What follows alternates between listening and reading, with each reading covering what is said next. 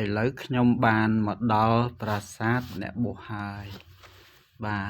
មើលទៅស្រស់ស្អាតទីធ្លាធំបរិវេណធំសម្បូរដើមឈើធំលាយឡំបាទ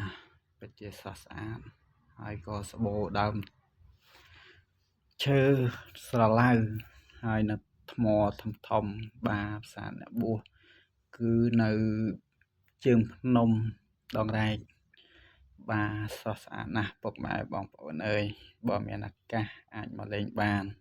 បើសិនជាចង់មកលេងប្រាសាទព្រះវិហារក៏អាចមកលេងប្រាសាទអ្នកបួស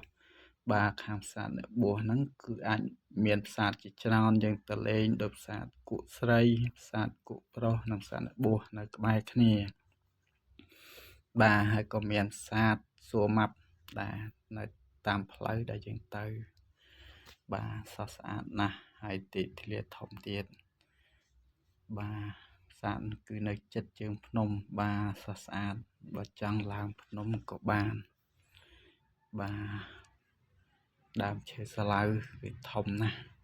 បាទហើយប្រាសាទបួសមិនមែនមានតែប្រាសាទមួយទេគឺមានប្រាសាទច្រើនណាស់ដែល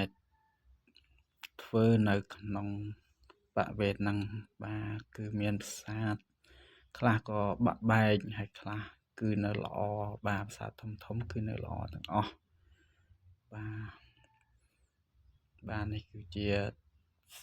ទីទួលប្រាសាទមួយបាទដែលបាក់បែកអស់ហើយនេះគឺដើមស្លាវមួយដើមដែលធំជាងគេបាទ3អោបបាទនេះគឺបាក់បែកអស់ហើយនឹងថាទីធ្លាបរិវេណប្រាសាទអីទេបាក់បែកអស់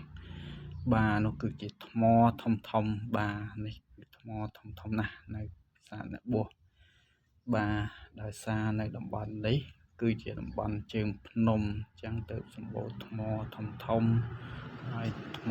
ច្រើនទៀតបាទមើលទៅគឺស្រស់ស្អាតហើយស្លាស់ល្អបាទគឺមានការសម្អាតបរិវេណទីធ្លាបានស្អាតបាទនេះគឺជាបរិវេណខាងមុខឬក៏ហៅថាបរិវេណជាន់ទី2បាទគឺមានជាន់ទី1ជាន់ទី2ជាន់ទី3បាទគឺបរិវេណធំល្អណាស់ហើយទេសភាពក៏ស្រស់ស្អាតដែរប៉ុន្តែអត់មានអ្នកមកលេងបាទអត់មានសូវមានអ្នកស្គាល់បាទនេះគឺជាប្រាសាទដ៏ល្អផ្នែកមួយដែរដែលពុកម៉ែបងប្អូនគួរតែបានឃើញបានស្គាល់បាទ